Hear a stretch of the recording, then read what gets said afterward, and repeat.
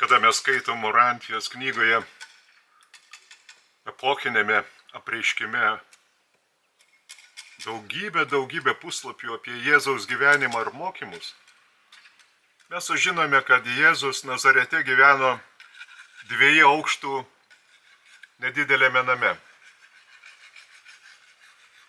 2 aukštai. Svarbiausia, nebuvo tose 2 aukštų namuose stogų. Buvo atvira erdvė antrame aukšte. Ir taip pat buvo uždengtas, kaip sakykime, lubos, panašus į brezentą didžiulis audinys. Apsaugot nuo saulės, nuo lietaus. Jėzus mėgo labai naktį žiūrėti į žvaigždės į dangų. Mėgamasis buvo kaip tik viršuj. Gražu žiūrėti į dangų. Ypač naktį. Aš išeinu irgi į savo kiemelį pasižiūrėti žvaigždžių. Čia nėra šviesos, tai labai ryškiai matosi žvaigždės. Nuostabus pojūtis žiūrint į dangų.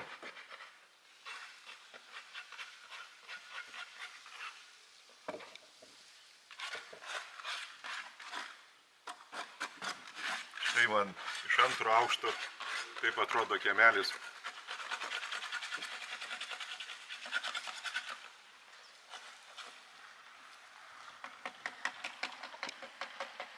Paskutiniai pomidorai auga.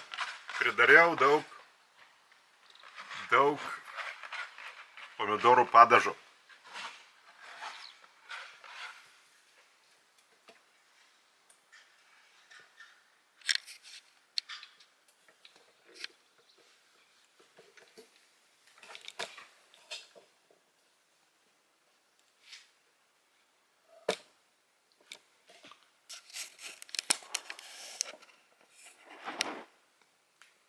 Taip, sugrįžau į savo vietą,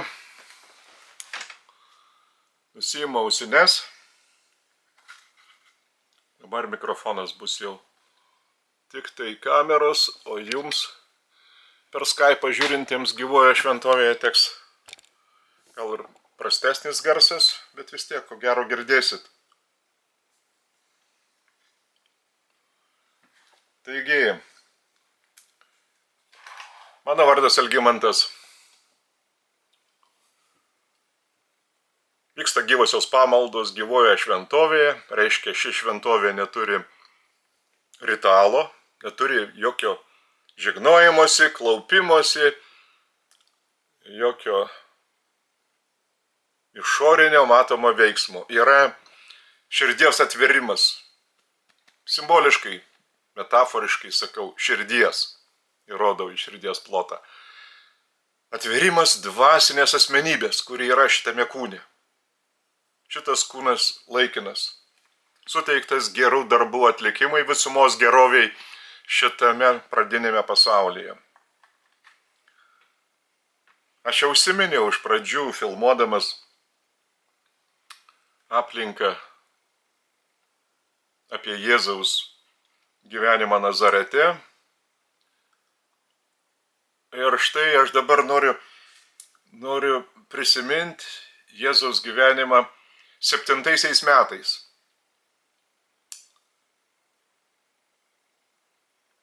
Įvyko nelaimingas atsitikimas.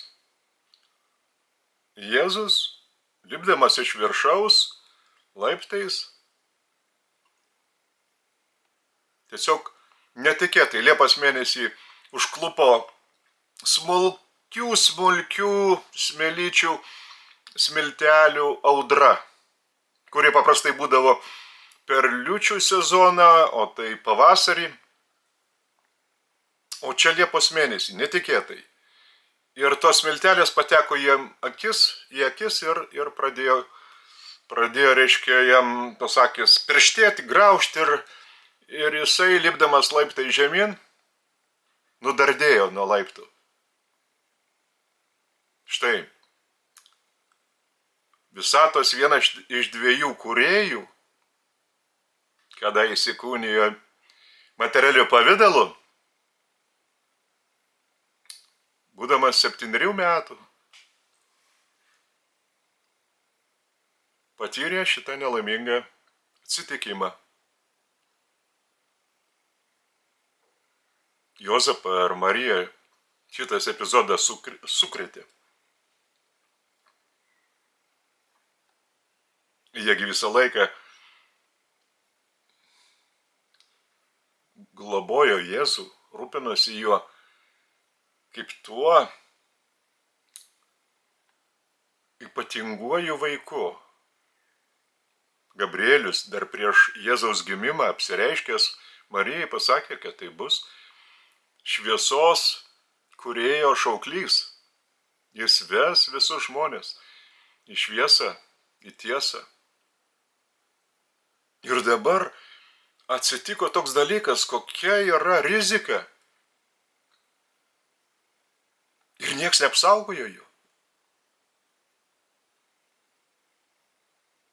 Tai Juozapas iškart ėmėsi priemonių, įtaisė iš abiejų pusių turėklus ant tų laiptų.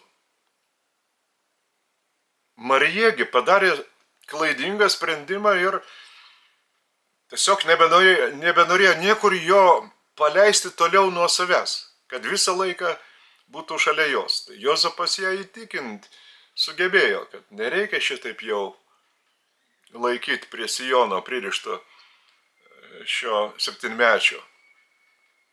Reikia ugdyti jo savarankiškumą. Bet dabar sugrįžtam prie to epizodo. Ar galėjo būti kitaip? Tai štai Urantijos knygos epochinis apreiškimas, kuris pateikia informaciją iš dieviškųjų archyvų, kada stinga bet kokio žmogiškojo šaltinio paliudijimo, aprašinėjant kokį nors įvykį. Kadangi Jėzaus gyvenimą ir mokymus sukūrė tarpinės būtybės, vadovaujamos Melkizedeko,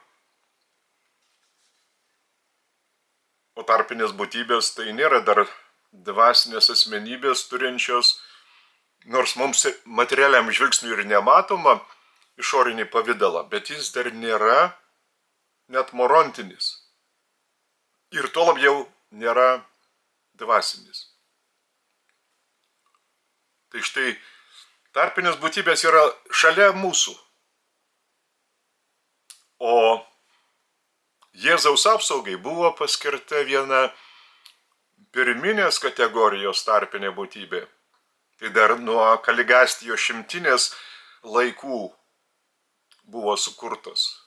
Reiškia, prieš 500 milijono metų buvo sukurtos pirminės tarpinės būtybės. Jos yra arčiau jau dvasinio statuso negu antrinės tarpinės būtybės, kurios yra arčiau to materialaus statuso, arčiau mirtingųjų. Todėl jos ir gali net materiją perkelt iš vienos vietos į kitą, pačios likdamos nematomos. Ta, ką dabar dažnai nežino kaip aiškinti poltergeisto, bildukų reiškinį. Tai tarpinių būtybių žaidimas su materija ir su žmogaus neišmanėlišku protu, neapsišvietusiu protu. Tai štai ir viena antrinė tarpinė būtybė buvo paskirta Jėzaus globai nuo pat gimimo. Aišku, ir angelai serafimai. O tarpinės antrinės būtybės atsirado jau Adomo ir Ievos laikais. Iš jų palikuonių, Adomo ir Ievos vaikų. Tai prieš maždaug 40 tūkstančių metų, jau nebe prieš 500 milijono metų. Ir Urantijos epochinis apreiškimas, štai kaip jisai pateikia, kodėl nebuvo Jėzus apsaugotas, kaip vienas iš 2 vietinės visatos sukūrėjų, būdamas įsikūnijęs žmogiškuoju pavidalu, nuo šito nelaimingo atsitikimo. Nebuvo jokios galimybės užbėgti už akių šitam nelaimingam atsitikimui. Negalima kaltinti aplaidumu laikinųjų sargybinių tarpinių būtybių. Vienos pirminės ir vienos antrinės tarpinės būtybės, kurios buvo paskirtos berniuką prižiūrėti. Taip pat negalima kaltinti ir serafinių sargų. Tiesiog nebuvo galima šito išvengti. Bet šitas nedidelis nelaimingas įvykis atsitikęs tuo metu, kada Juozapas buvo išvykęs į Endorą, sukėlė Marijai tokį didžiulį nerimą, kad ji kelis mėnesius neišmintingai mėgino Jėzų laikyti visiškai šalia savęs. Dangiškosios asmenybės negali savavališkai įsikišti į materialius nelaimingus atsitikimus, fizinės prigimties įprastus reiškinius. Įprastinėmis aplinkybėmis į materialias sąlygas gali įsikišti tik tai tarpinės būtybės, tam, kad apsaugotų likimo vyrų ir moterų asmenis. Bet net ir ypatingose situacijose šitos būtybės šitaip gali veikti tik taip paklusdamos savosios vyresnybės specialiems nurodymams. O tai buvo tik tai vienas iš daugelio tokių nereikšmingų atsitikimų, kurie vėliau nutiko šitam smalsiam ir drąsiam jaunuoliui. Jeigu jūs įsivaizduotumėte judraus berniuko įprastą vaikystę ir jaunystę, tuomet turėsite gana gerą supratimą apie Jėzaus jaunystės metus. Ir sugebėsite įsivaizduoti kaip tik tai, kiek nerimo jis kėlė savo tėvams, ypač motinai. Tai štai, iš tokio trumpo paaiškinimo, kad negali jokia dangiškoji asmenybė įsikišti prieš kito valią į kažkokio nelaimingo įvykio tam tikrą pakeitimą, kad jo neįvyktų. Dėl to atsitinka tiek daug įvairių nelaimingų atsitikimų, tiek darbe, tiek gatvėje, tiek namuose. Kita vertus, atrodo labai mažytė tokia nedidelė teiginio dalis teigia, išskyrus, kada reikia apsaugoti likimo vyrus ir moteris. Kokie tai yra likimo vyrai ir moteris? Štai šią akimirką tai yra urantai. Bet net, kaip čia teigia toliau, net ir tokiomis specialiomis sąlygomis savavališkas įsikišimas neįmanomas. Reikia gauti toms dieviškosiams asmenybėms jų vyresnybės sutikimą tokiam įsikišimui. Na, aišku, čia yra nemirtingieji, todėl sprendimas gali būti priimamas akimirksniu, ne taip kaip žmonės pripratę atidėlioti sprendimus. Bet aš čia noriu vėl pabrėžti. Jėzui buvo leista vystytis kaip eiliniam vaikui. Kiek vaikai patiria įvairių traumų, tiek jie ir patys mokosi gyventi, mokosi, kaip tose aplinkybėse reikia save organizuoti, kokius sprendimus priimti, kad jie būtų netokie klaidingi ir nesuteiktų skaudžių patyrimų. Augančio vaiko tie nelaimingi atsitikimai labai priklauso nuo tėvų požiūrio. Kiek tą vaiką lavina tėvai, jeigu jie apgobę jį visą laiką laiko kaip šiltnamio sąlygomis, natūralu, net ir paaugęs vaikas, jisai negali savarankiškai būti be tos globos, be tos apsaugos. Jis viena, nepasitikė savimi, antra, jis nežino kaip, nesukaupęs įgūdžio, neturi patyrimo. Visą laiką vos ne už jį darbus atlieka tėvas ar motina. Tai klaidingas kelias vaiko charakterio ugdyme. Ir kita vertus, tai yra meškos paslauga pačiam vaikui.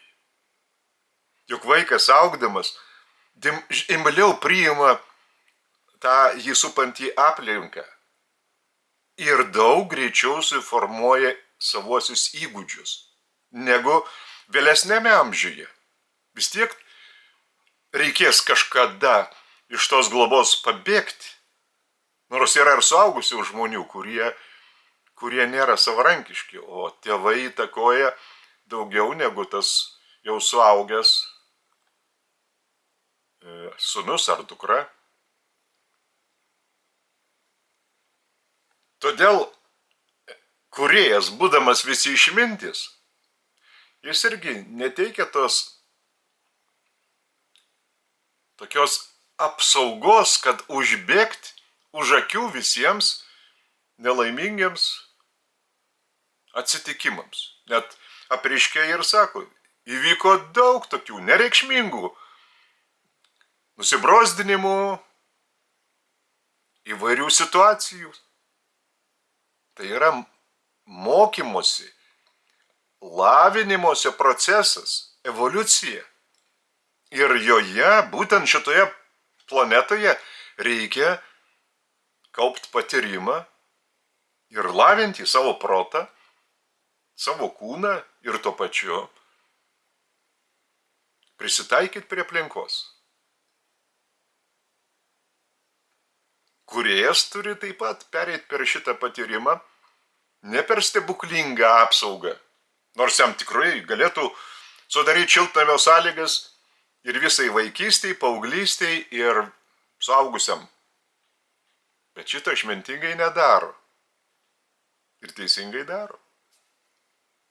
Kas būtų iš mūsų urantų, jeigu mes tada neturėtume tokios tamsios aplinkos ir tokie teiginiai, kokius aš dabar įgarsindamas, jau baigiau įgarsinti anglišką vertimą Jėzaus knygos, kalbu jums vėl, kada skaitau, kada tėvas Jėzus įspėja, na jūs stovite ant bedugnės krašto, nu atverkite save tėvui, atraskite jį savo viduje, patirkite tą tikrovę, kokią suteikia tėvas ir jūsų dabartinėje aplinkoje. Nes kitaip jūs einate į savęs sunaikinimą. Ir jūs jau uždegę degtuką, degtukas jau dega. Užsidegs ta milžiniška sukrėtimų liepsna. Ugnikalnis veržiasi, kunkuliuoja jau visiškai šalia. Reikia praminti. O kelias vienas, atrasti tėvą savyje. Tai 2006 metais pasakyta. Dabar 2024. Mes dabar jau matome, kaip tie žodžiai išsipildė. Matome, kaip viskas yra sujaukta. Degtukas vis daugiau dega. Tai štai mes būdami tie atradę kūrėją savo viduje, ne vien tėvą, jau 4 asmenybės sudarančias absoliučioje dvasinėje vienovėje vieną kūrėją. Mes ir esame, kuriems nuolat kartojama, būkit ryžtingi, nebijokit. Darykit savo gyvenimą drauge su kūrėju, kaip jisai veda. Darykit tuos gėrio visumai darbus, bet išmintingai. Panaudokite tą kosminę įžvalgą. ir jums nieko neatsitiks. Mes jūs saugojame labiau negu jūs saugo tokies vyzdį. Tai ir yra tai likimo vyrai ir moteris. Apsauga teikiama. Bet jeigu mes esam neveiklus, tuomet mums ta apsauga nereikalinga. Nes jai nėra jokio poreikio. Veiksmas priklauso nuo mūsų vidinio ryšio su kūrėju. Pabrėžiu, ne bet koks veiksmas. Koks nors galvotrūkščiais lindimas į dilgėlis, tai yra kvailystė. Ir šitaip veikti nereikia. Nuturtgalviškai nereikia elgtis. Neišmintingai, kvailai nereikia elgtis. Bet išmintingai, protingai, taip kaip veda kūrėjas iš vidaus. Pajaust reikia, nesusipainiojant su savo pasąmonės gaivalais. O tą atskirti galima tik taip per gilesnį gyvą ryšį su kūrėju. Gilesnį, nuoširdesnį ir tuo pačiu veiksmingesnį. Bus klaidų, iš jų reikia taip pat išlipti.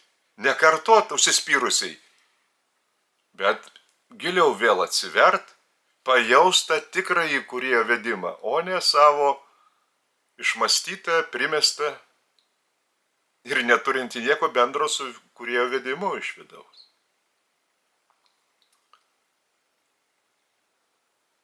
Jėzus, kada gyveno mūsų aplinkoje, kaip vienas iš mūsų, turėjo daugybę problemų, kokių mes net neturim. Ir nebeturėsim.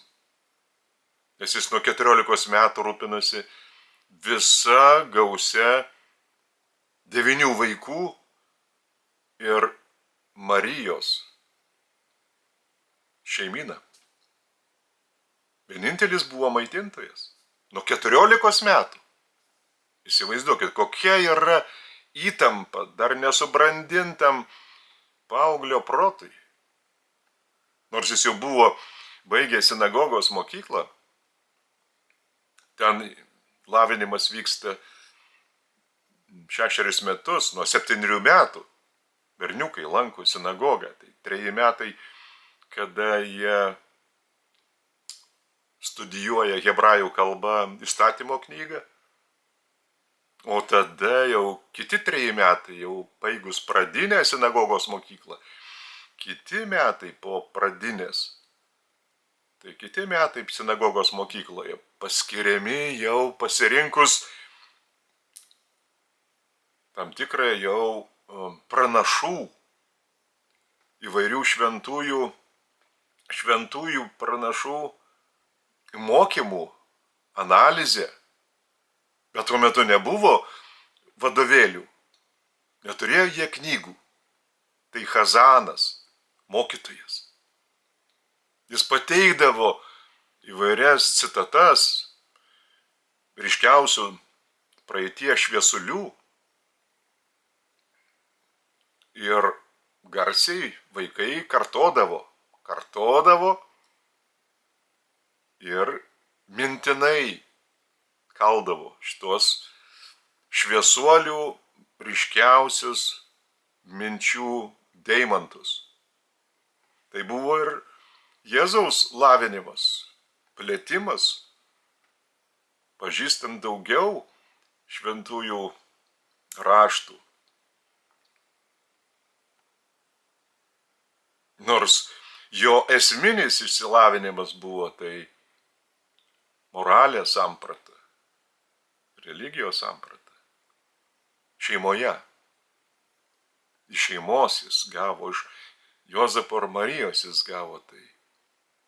tą pradmenį. O jau kas susieta su raštais ir tai šaltiniais, išminčių, pranašų sinagogos mokykloje. Bet jam ypač žmonės padėjo pažinti jų charakterį, atpažinti, nustatyti. Bendravimai su įvairiais žmonėmis, ir žydais, hebrajais, ir pagonimis, ypač pagonimis. Kadangi daug keliaudavo per Nazaretą kupranugarių vilkstinių, jo tėvo dirbtuvėse daug ateidavo lankytojų ir jis jau ūgtelėjęs, pats mokėdamas graikų kalbą, labai su daug kuo galėjo susišnekėti ir iš tų pasakojimų pažinti žmonės. Tai dar kol jis gyveno Nazarete, savo namuose, o paskiau pats keliavo aplink Viduržemio jūrą esančius kraštus ir pažino žmonės jau bendraudamas įvairioje aplinkoje. Tas universitetas ir kur nuvykdavo, ar į Aleksandriją, ar į Romą, jis lankydavosi bibliotekose. Jis siekė šviesos to meto sukauptų šaltinių studijų dėka. Knyga jam buvo artima. O savišvietai jį motyvavo minties derintojas. Iš vidaus. Siekis yra nuostabus ir net tarp kitko išmintingas yra ir sinagogoje tuo metu mokymosi procesas, kada paprastai sinagogos mokyklą užbaigdavo 13 metų. Jėzus užbaigė 12 metų. Ir kada išeidavo jau iš pradinės mokyklos į tą kitą etapą, tai tuos kitus 3 metus, nuo pradžių jie pasirinkdavo kažkokį teiginį iš pranašų.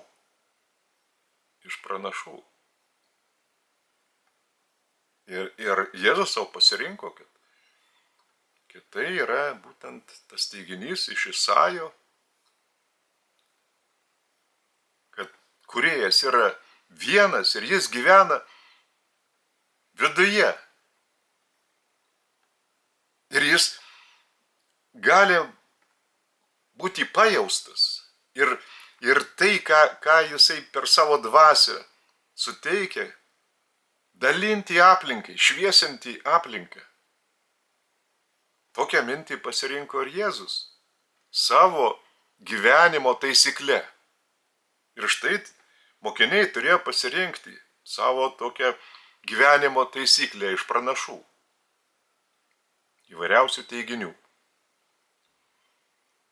O tada siekti šitą pasirinktą teiginį įgyvendinti savo gyvenime.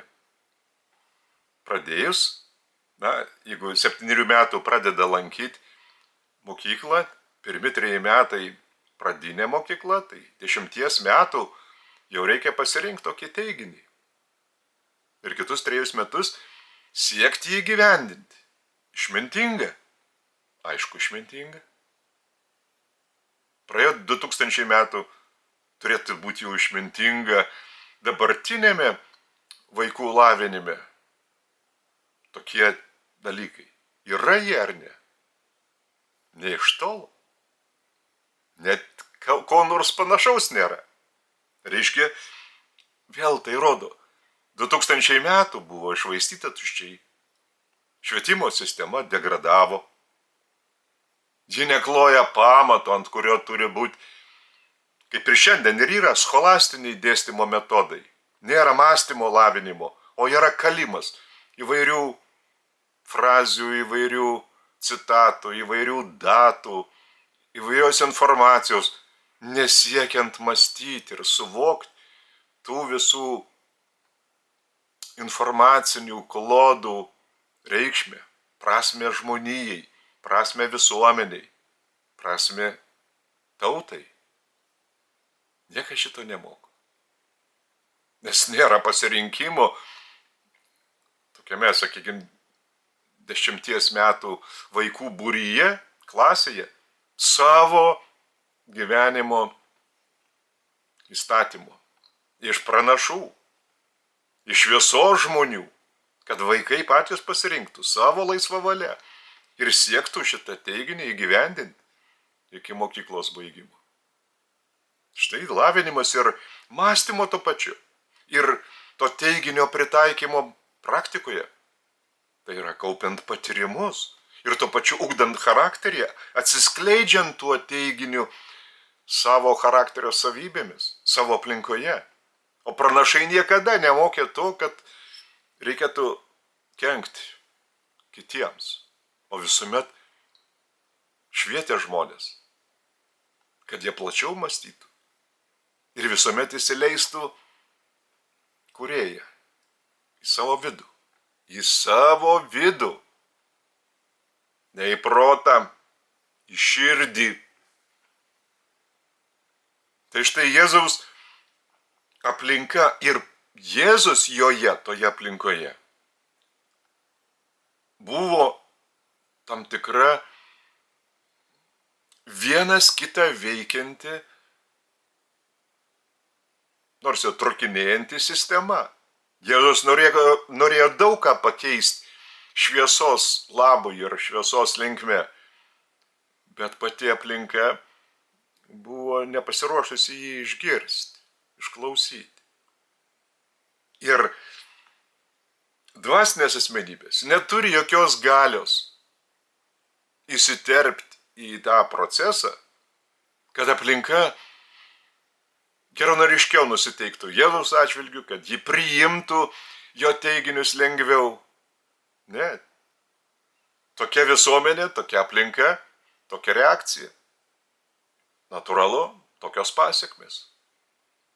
Ir tai, kad Jėzus baigė gyvenimą ant kryžiaus, tai ir paliudija, kokia visuomenės degradacija, kokia yra milžiniška ritualizmo, dogmatizmo, kada į raštų žvelgiama dogmatiškai, o ne taip, kaip Jėzus žvelgė, mąstydamas, pritaikydamas ir iš raštų paimdamas geresnę pusę, blogesnę palikęs nuošaly, bet praplėsdamas savo mokymu. Štai mąstymas leidžia evoliucijai pasireikšti, išplečiant teiginius, išplečiant. Dėl to ir atsirado ne tik tai vien Izraelio tėvas, bet atsirado ir kiekvieno asmeninis tėvas. Tuo pačiu ir pagonio, ir žydo. Ne vien tik tai išskirtinių žydų. Bet žydai šito nepriėmė. Deja, mes turim dabar tokią pasekmės jau tęsinį. Tokį tęsinį, kuris šiandien sukelia skausmo daugybei per karų pasireiškimą. Sakykime, Ukrainoje, pačiame Izraelyje su palestiniečiais. Dėl to, kad žydai atstumė Jėzų. Štai po 2000 metų ir dabar jie neturi ramybės. Ir niekada neturės. Niekada Izraelis neturės ramybės. Tai yra Jėzaus žodžiai. Bet jie neįsiklausė, kad Jeruzalė bus sugriauta ir jūs verkit dėl savo kančių ir kas jūsų laukia, o ne dėl manęs žengiančio ant kryžiaus. Ne dėl manęs verkit, dėl savęs. Ir šiandien taip pat. Izraelis dėl savęs neverkė, o jis turėtų dėl savęs verkti, nes jo laukia liūdni laikai, liūdnesni negu iki šiol. Štai dėl to mes ir esam augurantai, kad šviesintume visus, ir tikinčius, ir netikinčius, ir to pačius urantus, kurie yra ne tik tikintys, įtikėję, atradę kurie savo viduje ir einantys savojų gyvenimu, tuo vieninteliu tikrovės kūrėjo nutiestų evoliucijos keliu, vieninteliai. Nei Darvinas, nei kas nors kitas materialistas nėjo evoliuciniu keliu. Jie visi klaidžiojo ir kitus klaidino. Štai vienintelė tiesa sklinda iš urantų. Vėl pabrėžiu, kiek jie yra gyvame ryšyje su kūrėju. Kiek jie iš kūrėjo geria tą gyvąjį vandenį ir kanda tą gyvąją duoną. Tiek turi tada ryžto, šviesos, išminties, kosminės įžvalgos šituo ar dalintis, ką gauna iš kūrėjo. Su aplinka, kuri taip pat nori platesnio požiūrio, nori daugiau atsakymų į iškilusius ir rūpimus klausimus. Štai tokiai aplinkai verta ir padalinti šviesos grūdą, kaip sėklą, kad ji taip pat sudygtų jų dirvoje, širdyje. Ir urantai tad turi apsaugą ir iš serafinių, sargybinių, ir iš tarpinių būtybių. Kaip ir Jėzus turėjo.